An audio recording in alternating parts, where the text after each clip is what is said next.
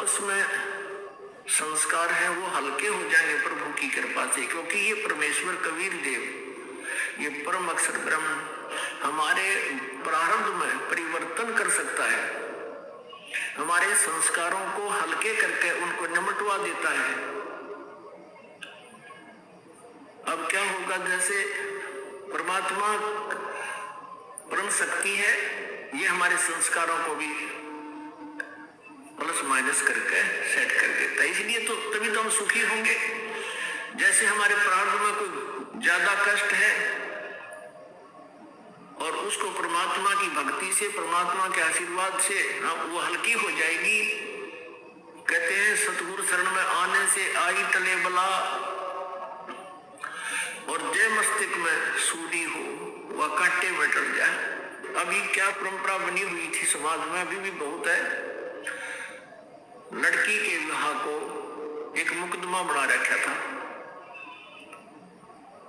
एक समस्या बना रखी थी, और इसी कारण से बेटियों से नफरत बढ़ने लगी थी, क्योंकि उसके विवाह में बहुत खर्च की आवश्यकता, बहुत पैसे की आवश्यकता पड़ने लगी थी।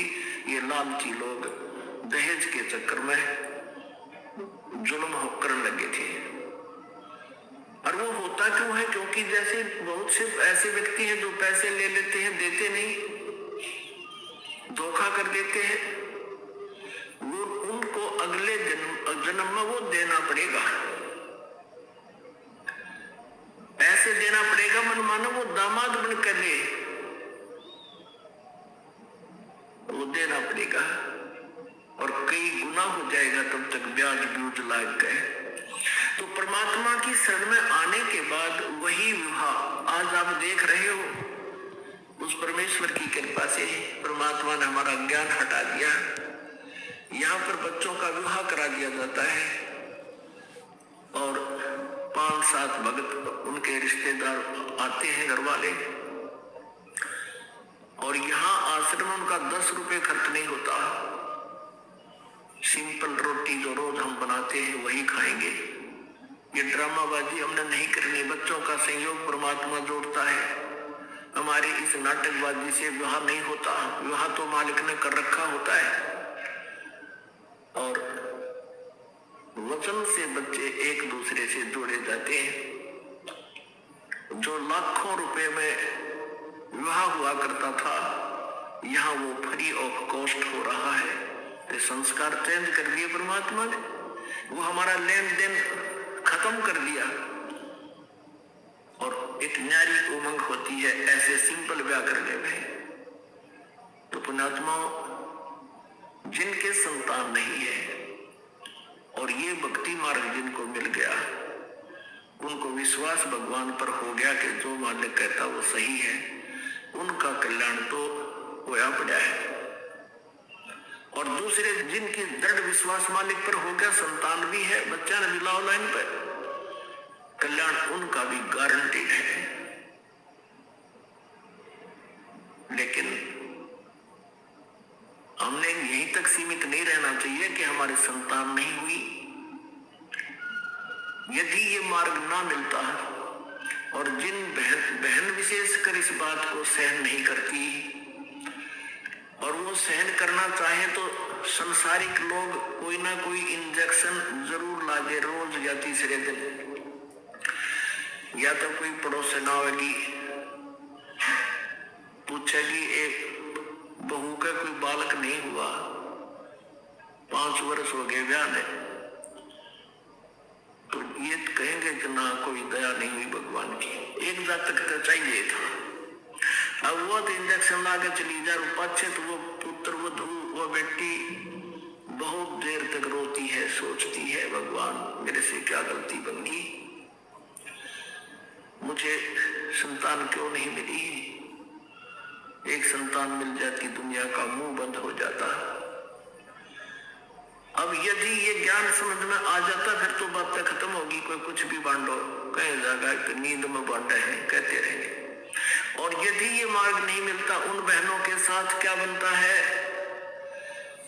वो अंतिम श्वास तक वो क्या करते हैं कि लास्ट में फिर जिनका संतान नहीं है, ज्ञानहीन भक्तिहीन प्राणी, वो क्या करेंगे, कोई बच्चा गोद लेंगे, लड़का किसी भाई का या बहन का या कोई रिश्तेदार का, यो एक छड़ा और गाड़ेंगे छाती पर। और फिर क्या होगा,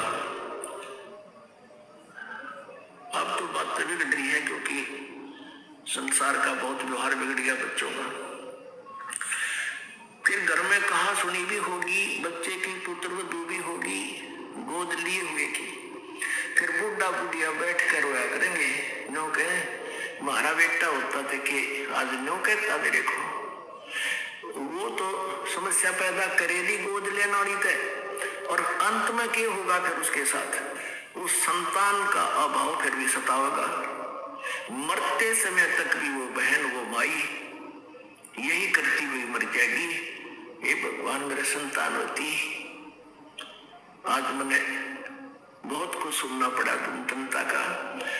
अगले जन्म में यू काल उसकी इसी दुर्गति करेगा, या तो कुतिया का जन्म देगा अगले 8 जान एक कब्र में संतान तुम, या कितने सुअरी की जुनी देगा। एक ही टाइम एक ही ब्याज पे 12 पैदा करेगी ले, तो खूब जान जान के छकले या तेरी कसर ईब काट दो। तो परमात्मा कहते हैं इस काल के जाल को समझो, परमात्मा ने जो भी कर रखा है उसमें संतुष्ट रहो और अपना पीछा छुटवाओ। मानुष जन्म पाया कर नहीं रटे हरि नाम, जैसे कुआ जल बिना फिर बनवाया क्या काम। अब क्या बताते हैं परमात्मा के ये थी आप जी संतान को ही महत्व देते हो,